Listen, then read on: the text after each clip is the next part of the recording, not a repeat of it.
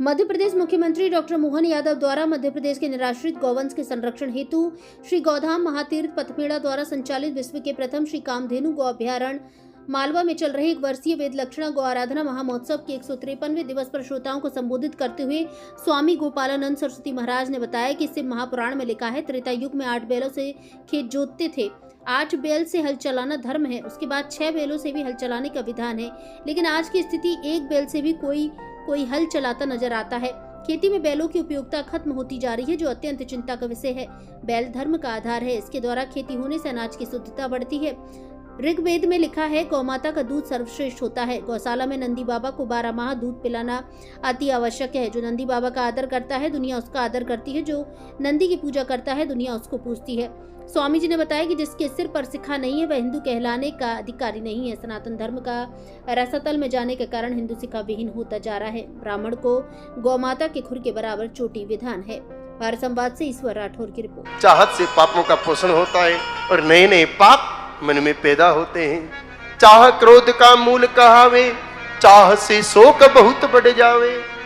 दुख भी चाह के कारण ही पैदा होता है। मन में चाह आती है, पूरी नहीं होती, दुख पैदा होता है। दुख पैदा होता है तो क्रोध को जन्म मिलता है। जो चाह को मिल नहीं पावे, क्रोध शोक सहज बढ़ जावे। किसी की इच्छा है कि फला तारीख को फॉर्च्यूनर गाड़ी आ जानी चाहिए, लेकिन नहीं आए तो दुख भी पैदा होता है और क्रोध भी पैदा होता है। इसलिए चाह को मन से मिटाओ और अचाह हो जाओ। चाह का अंत कभी नहीं पाए, एक पूर्ण दूजी प्रकटाए। क्रम ऐसे ही चलता जाए और जन्म मरण बंधन बंधाए। एक इच्छा पूरी हो गई तो दूसरी प्रकट हो जाएगी। गोपाल जी, नींद मत निकालो, हमारी बात सुनो।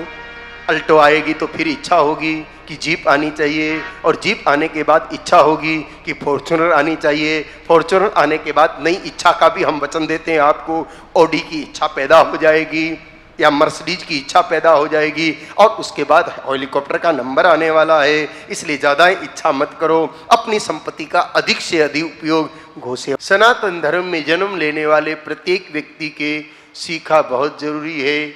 चोटी कटे कभी नहीं बनना चाहिए। नाक कट जाए तो कट जाए, मूंछ कट जाए तो कट जाए, पर चोटी तो किसी भी कीमत पर नहीं कटनी चाहिए। जिसके माथे पर चोटी नहीं, उसकी अक्ल खोटी हो जाती है, ऐसा महापुरुष कहते हैं। इसलिए जिन जिन की चोटी नहीं है, नाई भगत के यहाँ जाओ और जगह छोड़ के बाकी का मामला उड़ाओ, अपने आप चोटी प्रकट हो जाएगी। और विशेष रूप से ब्राह्मण देवता के तो गाय के खुर के जितनी बड़ी चोटी होनी चाहिए। जिन ब्राह्मण देवता के मस्तक पर गोखुराकार चोटी नहीं हो, वो ब्राह्मण तो चांडाल से भी गया बीता होता है। हम क्षमा चाहते हैं इस कटु सत्य को कहने के लिए, लेकिन उस ब्राह्मण को ब्राह्मण कहने वाला भी अपराधी होता है। इसलिए चोटी जिसके माथे पर नहीं हो, उस ब्राह्मण को भूल करके भी ब्राह्मण कहना मत, नहीं तो आपको नरक की प्राप्ति होगी, ऐसा महापुरुष कहते हैं। इसलिए जिन जिन की चोटी नहीं हो, वो हिंदू आज ही, चाहे वो आस्था पर सुन रहे हैं, चाहे पथमेरा पर सुन रहे हैं, चाहे धेनु पर सुन रहे हैं, चाहे समक्ष बैठ करके सुन रहे हैं, जिनके सिर पर सीखा नहीं, वो शिखर पर कभी पहुंच नहीं सकते। पलट पलट करके मां के गर्भ में आएंगे।